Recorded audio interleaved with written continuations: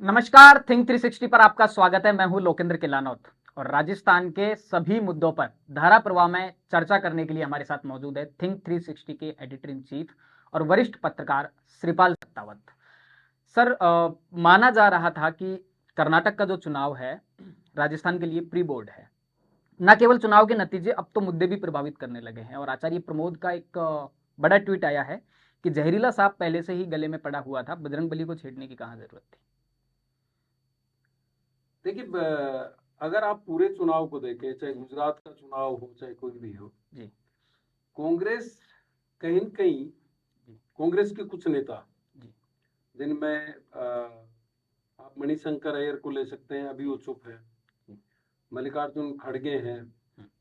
इस तरह के 4-5 लीडर्स ऐसे हैं जो एक मुद्दा कोई न कोई दे देते हैं और उसी मुद्दे के सहारे बीजेपी अपने नैया पार करती है, एक बहुत बड़ा रिजल्ट वो दे देती है।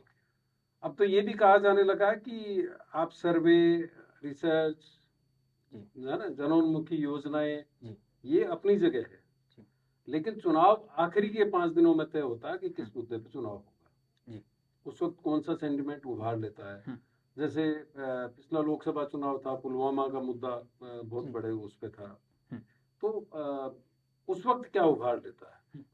कर्नाटक चुनाव के वक्त में जो बजरंगी बली का मुद्दा उठा, कांग्रेस ने एक तरह से कह सकते हैं कि एक लूज डिलीवरी दी और बीजेपी अब उसमें छक्के पे छक्के मार रही। सर, लूज डिलीवरी तो भाजपा की तरफ से भी दे दी जाती है, लेकिन कांग्रेस का जिस तरह का मैकेनिज्म है, भाजपा के एक विधायक ने सोनिया गांधी को लेकर अनर्गल टिप्पणियां की, कांग्रेस उस तरह से नहीं भुना पाई।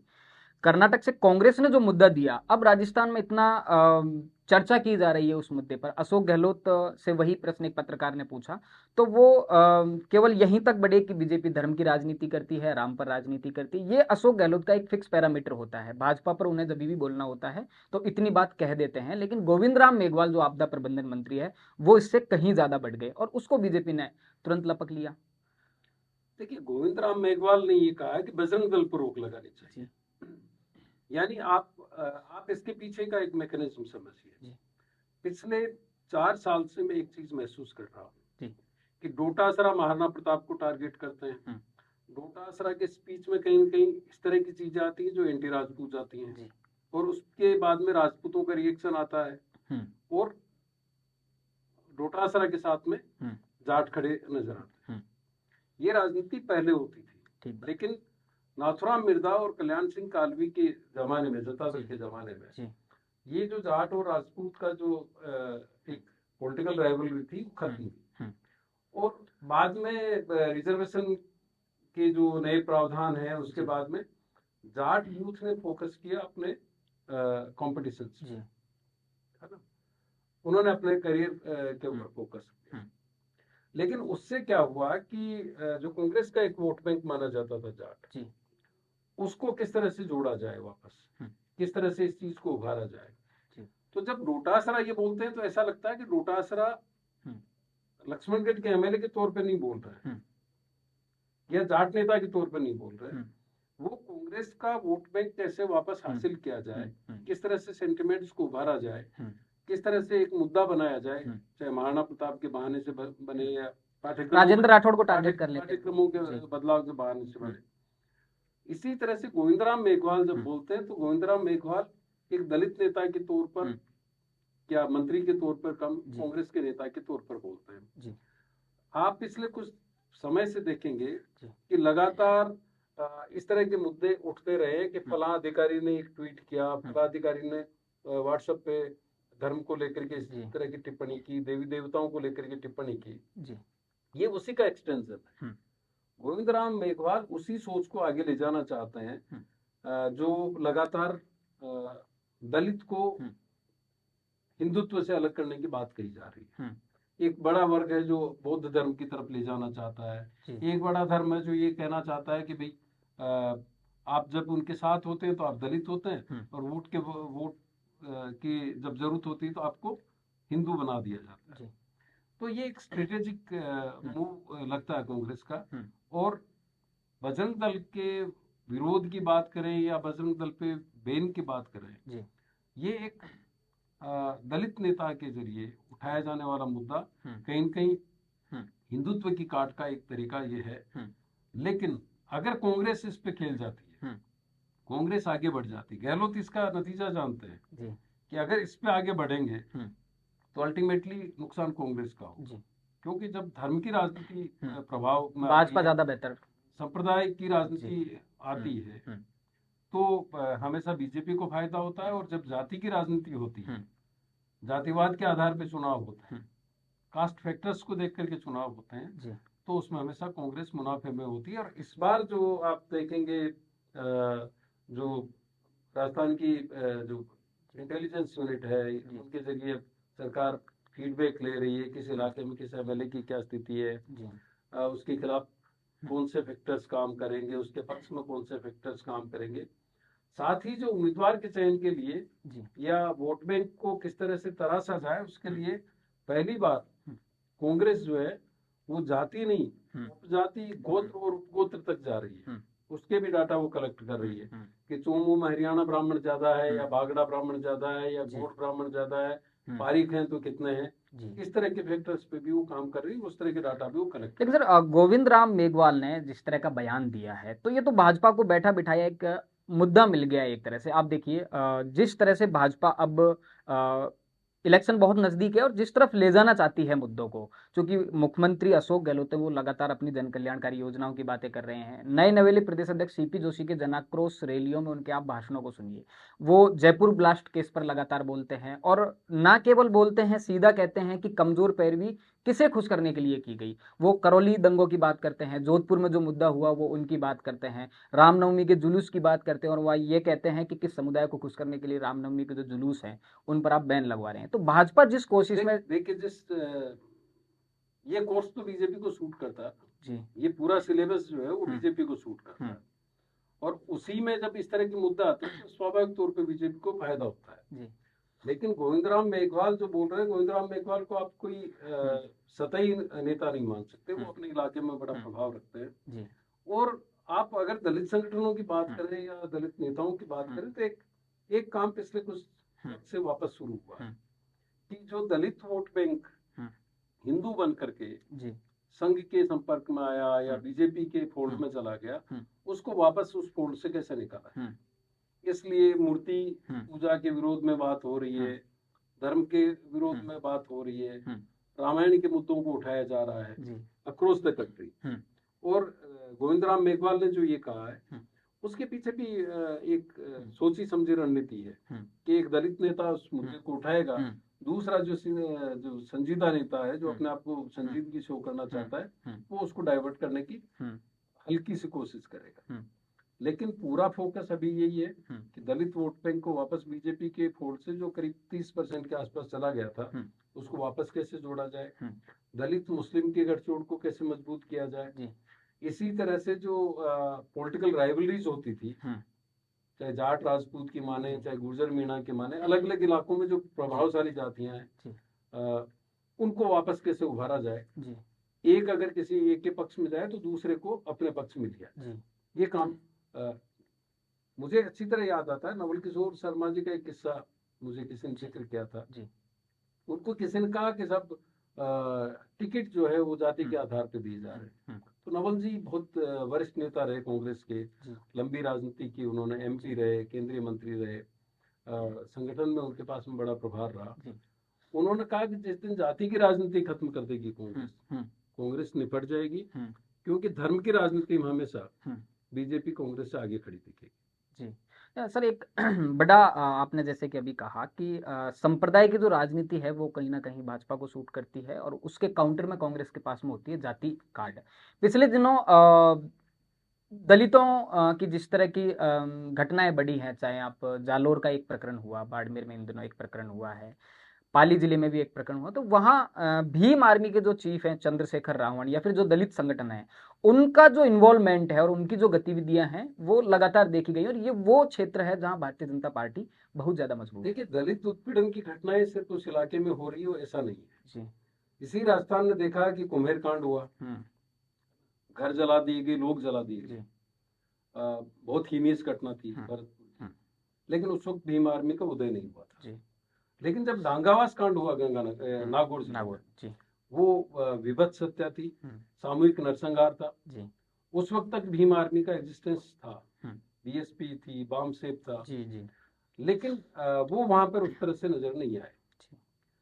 आज अगर भीम आर्मी जालोर, सिरोही, पाली, बाड़मेर की तरफ काम कर रही है, हम्म, तो एक लक्ष्य तो हो सकता है कि हम्म, दलित चेतना को उनको बढ़ाना है, हम्म, लेकिन उसके पीछे अगर बीजेपी या संघ के या दूसरे पॉलिटिकल जी। समीकरणों को देखेंगे, हम्म, तो आप महसूस करेंगे कि गुजरात के प्रभाव में जो इलाका है, जी। मुख्यमंत्री मोदी के रहते हुए, हम्म, गुजरात के डेवलपमेंट को देखते हुए या गुजरात में जाकर के रोजगार करने की हम्म, वजह से माने, जी। गुजरात का जो प्रभाव आया जालोर पे, सिरोही पे, पाली पे, बांसवाड़ा पे, जी। डूंगरपुर पे, उदयपुर पे, हम्म, है ना। बांसवाड़ा, डूंगरपुर, उदयपुर में तो ये एजेंडा इसलिए सेट नहीं होता कि वो आदिवासी बहुल इलाका है, जी। वहां पे इस तरह के मुद्दे कम होते वहां हैं। भी एक बड़ी घटना हुई थी सर। लेकिन उसको लेकर के उतना कंसर्न जी उनका नहीं होता है। जी। पाली, सिरोही, जालोर में हम्म, इसलिए फोकस ज्यादा नजर आता है हम्म, कि वहां पे बीजेपी इतनी बड़ी तरीके से हम्म, मजबूती से काबिज हुई है बड़ा विस्तार कि हुआ है। पिछले चुनाव में हम्म, सिर्फ एक एमएलए जीत पाए हैं, हम्म, सुखराम बिश्नोई। जी। एक निर्दलीय एमएलए जीत पाए, संयम। दो निर्दलीय जीत पाए, एक संयम लोढ़ा और हम्म, एक मारवाड़ जंक्शन से खुशबीर सिंह। खुशबीर सिंह। जी। बाकी सभी सीटों पर बीजेपी जीती। हम्म, और आप देखेंगे लगातार कि बीजेपी एमपी के चुनाव में भी वहां पर लगातार जीत रही है। जी। तो बीजेपी ने जो अपना स्ट्रोंग होल्ड बनाया है, हम्म, उस स्ट्रोंग होल्ड को कौन तोड़ सकता है? हम्म, कांग्रेस से तो वो टूट नहीं रहा है। हम्म, तो जो सीमेंटिंग हुई है हम्म, हिंदुत्व के नाम पे, हम्म। उसको तोड़ने के लिए का तरीका क्या हो सकता थर्ड पार्टी टूल्स जो हैं। जी। है? इस तरह की फोर्सेस को हम्म, एक्टिवेट किया जाए हम्म, जो जाति के आधार पर जी यूथ को अपने साथ जोड़ सके। जी। तो मुझे ऐसा लगता है कि भीम आर्मी और कांग्रेस का क्या गठजोड़ होगा मैं ये नहीं कह सकता, हम्म, लेकिन मुझे ऐसा लगता है कि जो बीजेपी के साथ में हिंदुत्व के नाम पे जो एक सीमेंटिंग हुई हम्म, निचले तबकों की और सो कॉल्ड सवर्णों की, हम्म, उसको तोड़ने के लिए जब भी कोई इस तरह का मुद्दा मिलेगा, जी। तो निश्चित रूप से उसको उठाने की कोशिश होगी और उसमें कांग्रेस का भी इंटरेस्ट होगा कि उसको और ज्यादा फ्लेयर अप किया जाए। आपने सर आदिवासी इलाके का जिक्र किया जो वागड़ क्षेत्र पूरा है। मुख्यमंत्री अशोक गहलोत आज खुद वहां अपना जन्मदिन मनाने के लिए पहुंचे हैं। गुलाब चंद कटारिया के असम राज्यपाल बनने के बाद में एक बड़ा वैक्यूम था, तो भाजपा ने सीपी जोशी के रूप में वहां पर भरपाई कर ली है। अब कांग्रेस की तरफ से वहां, क्योंकि सीपी जोशी विधानसभा अध्यक्ष हैं लेकिन वो एक संवैधानिक पद पर बैठे हुए हैं, तो वो अशोक गहलोत ऐसा लग रहा है कि खुद उस क्षेत्र की बागडोर संभालना चाहते हैं। कांग्रेस को कहीं ना कहीं ऐसा डर शायद सताने लगा है कि जो आदिवासी वोट बैंक है, क्योंकि बीटीपी एक सबसे बड़ा मुद्दा है। देखिए, आदिवासी बेल्ट से कांग्रेस गायब हो चुकी है। जी। आप गुजरात के चुनाव को देखेंगे, हम्म, अभी जो गुजरात का विधानसभा चुनाव हुआ, जी। वहां पर स्ट्रोंग होल्ड था कांग्रेस का। हम्म, वहां पे 22% वोट आम आदमी पार्टी ने लिए। जी। बीटीपी वहां पे कमजोर हुई, लेकिन आम आदमी हम्म, पार्टी ने जगह ले ली, हम्म, है ना। इस छोटू भाई की जो पार्टी है, हम्म, बीटीपी ने पिछली बार यहाँ पर अपना एक बड़ा असर दिखाया। हालांकि बीटीपी में भी अब दो फाड़ होने की बात आ रही है, जी। लेकिन आप डूंगरपुर और बांसवाड़ा, प्रतापगढ़, हम्म, तीन जिलों को देखेंगे, जी। तो वहां पे बीजेपी के लिहाज से देखें तो दो बड़े बदलाव हुए हैं। हम्म, एक नंदलाल मीणा का कमजोर होना, जी। उम्र दराज होना। हम्म, एक गुलाब चंद कटारिया का असम। असम का राज्यपाल पद था। जी। वहां पे कांग्रेस के पास में एक बड़ी यूएसपी है कि रघुवीर मीणा उनके पास में है, जी। महेंद्रजीत सिंह मालवीय है, हम्म, इस तरह के नेता है। जी। बीजेपी के पास में देवेंद्र कटारा थे जो आम आदमी पार्टी में चले गए। हम्म,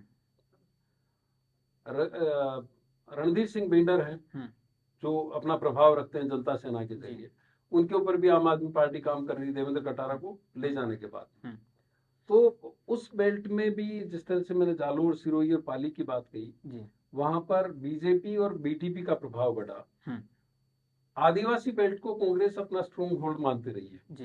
इंदिरा गांधी ने जब भी प्रचार शुरू किया वहीं से किया, बेनेश्वर से जी। चुनाव के प्रचार की शुरुआत। जी। राजीव गांधी ने किया, राहुल गांधी ने किया, सोनिया गांधी ने किया, जिसने भी गांधी परिवार से कैंपेन स्टार्ट किया जी। वहां से शुरू कर। हम्म, तो कांग्रेस को लगता है कि अगर इस वोट बैंक को हम वापस नहीं जोड़ पाए, जी। इस बेल्ट को हम सुरक्षित नहीं कर पाए, हम्म, तो फिर दिक्कत होगी। जी। कांग्रेस को उम्मीद है महेंद्रजीत सिंह मालवीय से और हम्म, रघुवीर मीणा से। जी।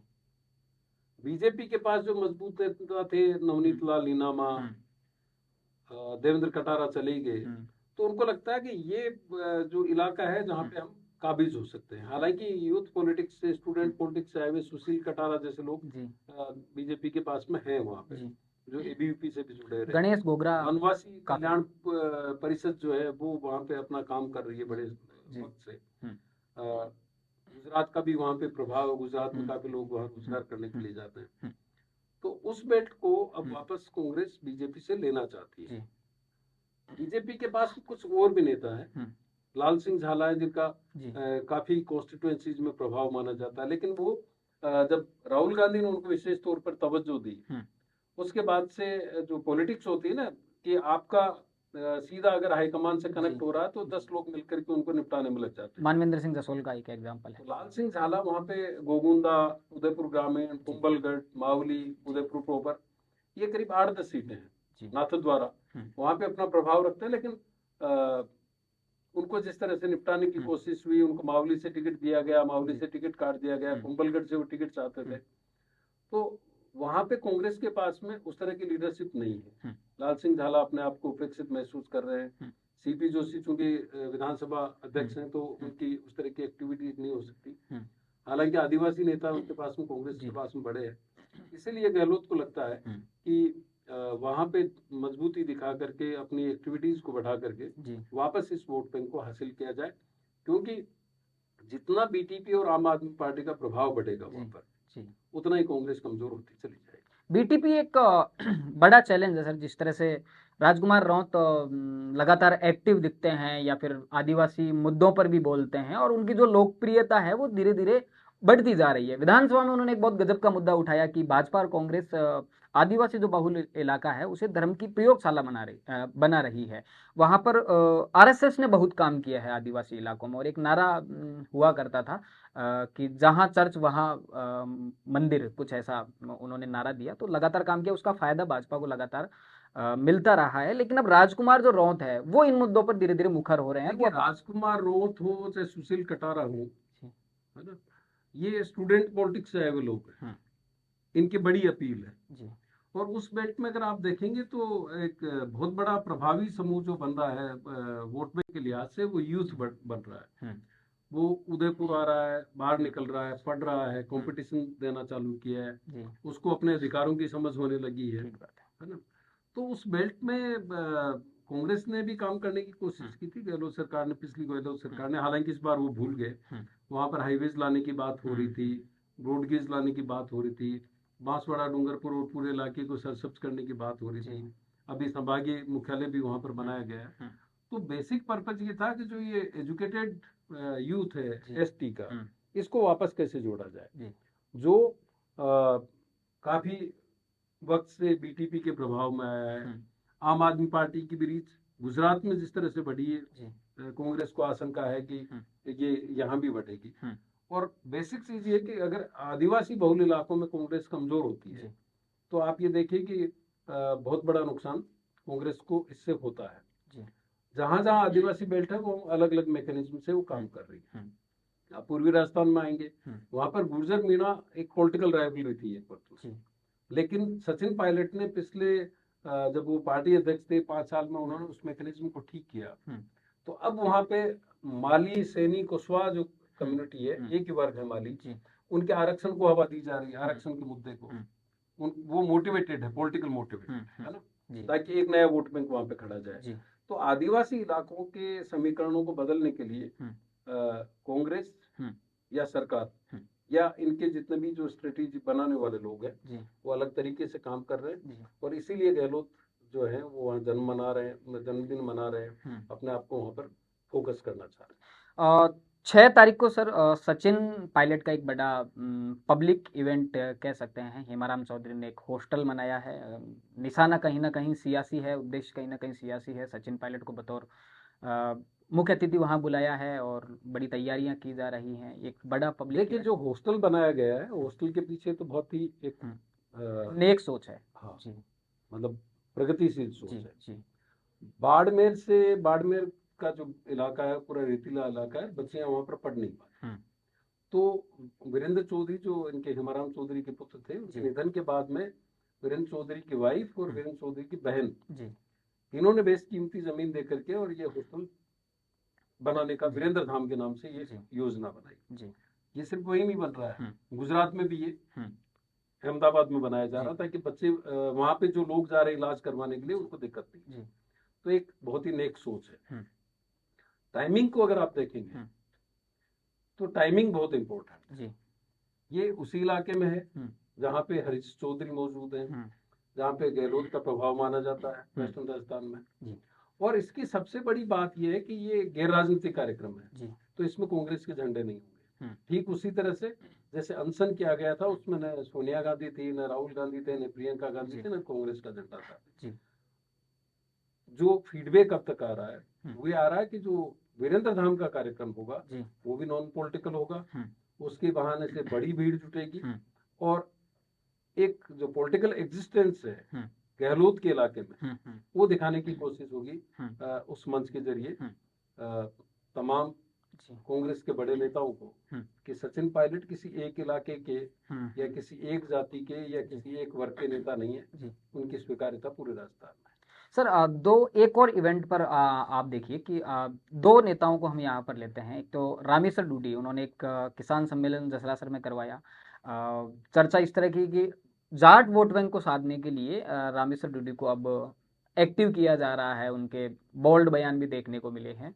उसी के सिमिलर आप हेमाराम चौधरी को, काफ़ी वरिष्ठ नेता हैं, कांग्रेस के नेता हैं, जाट समाज से आते हैं, तो उसके काउंटर में आप किस तरह से देखते हैं कि अशोक गहलोत रामेश्वर डूडी को साधने की कोशिश कर रहे हैं, वहीं पश्चिमी राजस्थान का ही एक जिला हेमाराम चौधरी काफी प्रभाव रखते हैं और वो सचिन पायलट के साथ में या फिर सचिन पायलट को अपने इवेंट में बुला रहे हैं। डूडी के बारे में आप प्रिडिक्ट नहीं कर सकते जी। रामेश्वर डूडी एक वक्त में चुनाव से पहले नेता प्रतिपक्ष के बतौर और पार्टी अध्यक्ष सचिन पायलट थे, इनकी एक बड़ी टीम थी। लेकिन जब टिकटों का बंटवारा हुआ तो अचानक पता चला कि वो गहलोत के साथ है, पायलट के विरोध में खड़े हुए हैं। तो आज वो गहलोत के साथ दिख रहे हैं, तो आप ये मान के नहीं चलिए कि वो आगे भी जाकर के गहलोत, क्योंकि हेमाराम चौधरी का जो स्टैंड है क्योंकि वो लगातार जो है एक जाट मुख्यमंत्री का मुद्दा वो बार बार उठा रहे हैं। तो बेसिक चीज ये होती है कि जब आदमी राजनीतिक तौर पे कमजोर होता है या उसको कमजोरी आती है तो जाति उसको सबसे बड़ा मजबूत सहारा मिलती है। एक टर्म भी पिछले कुछ दिनों पहले किसी ने टिकट के सिलसिले में किया था, उन्होंने कहा कि जब हम लोन लेने जाते हैं तो हमारे पास सीड मनी होनी चाहिए। राजनीति में सीड मनी क्या है? जाति। वो अपने वोट बैंक को लेकर के जाना चाहिए। नोखा में अगर आप देखेंगे तो आप गहलोत के स्पीच को देखिए, नोखा की जिले की डिमांड लगातार थी। रामेश्वर डूडी ने क्या नोखा के जिले की डिमांड नहीं की होगी? मुझे लगता है कि वो ऐसी गलती नहीं करेंगे, क्योंकि रामेश्वर डूडी जाट नेता होने से पहले व्यापारिक संस्थानों के वो रहे हैं, मंडी में उनका बड़ा कारोबार रहा है। वहीं पे गहलोत स्पीच देते हैं कि मैंने 19 जिले बना दिए, जो जिसने मांगा मैंने दिया। उसी मंच पे वो एक तरह से मैसेज भी ये देकर के आगे हजारों लोगों की मौजूदगी में कि आपके नेता ने जिले की डिमांड नहीं की, अगर करते तो मैं नोखा को जिला डिक्लेयर करते। तो आप इसको देखेंगे कि राजनीति में इस तरह की जो सांकेतिक भाषाएं होती है वो कई बार आदमी को लगता तो ये है कि वो मेरे साथ खड़ा है, लेकिन वो बड़े तरीके से अपने राइवल को खत्म करता है। मुझे एक किस्सा याद आता है कि मदन कौर पचपदरा से चुनाव लड़ रही थी, वो मंत्री भी रही, वन मंत्री रही राजस्थान की। फिर वो जनता दल से कांग्रेस में आई, कांग्रेस की बड़ी लीडर वो रही। वहां पे राजेश पायलट प्रचार के लिए जाने वाले थे, लेकिन किसी कारण से वो नहीं आ पाए, क्योंकि उस वक्त ये कहा गया कि जगह जगह पे धुआं कर दिया गया, जिससे वो जो पायलट है वो कंफ्यूज हुआ और वापस राजेश पायलट का जो हेलीकॉप्टर वो चला गया। तो उसी मंच से खेत सिंह राठौड़ का एक स्पीच होता है और खेत सिंह राठौड़ टारगेट करते हैं ब्राह्मण कम्युनिटी पे कि ये बदमाश होते हैं, इन्होंने ये ऐसा किया। तो जब मंच से उतरने के बाद में उनके कार्यकर्ता ने कहा साहब इससे तो नुकसान होगा, बालोतरा में ये स्पीच दे रहे हैं, मदन कौर जी को नुकसान होगा। तो उन्होंने हाथ दबाते हुए कहा कि तुम्हें क्या लगता है मदन कौर के फेवर में बोल कर क्या है? तो मुझे जब नोखा का भाषण सुन रहा था गहलोत का, तो मुझे खेत सिंह राठौड़ याद आ रहे थे जी। मुझे लग रहा था कि जो सेवा खेत सिंह राठौड़ ने मदन कोरकी की, वही नोखा में गहलोत साहब ने रामेश्वर डूडी की कर दी। जी। इसीलिए रामेश्वर डूडी अगर अपनी एग्जिस्टेंस बनाने के लिए मुख्यमंत्री जाट का मुद्दा उठा रहे हैं, तो आप ये सोच के चलिए कि कहीं न कहीं उनको कमजोरी महसूस हो रही जी। तो तमाम मुद्दों पर आज हमारे वरिष्ठ साथी श्रीपाल सत्तावत के साथ में हमने चर्चा की। कल जैसे ही राजस्थान की सियासत का मौसम बदलेगा, आपके साथ चर्चा में फिर जुड़ेंगे। राजस्थान से जुड़े तमाम मुद्दों को जानने और समझने के लिए देखते रहिए थिंक 360। धन्यवाद।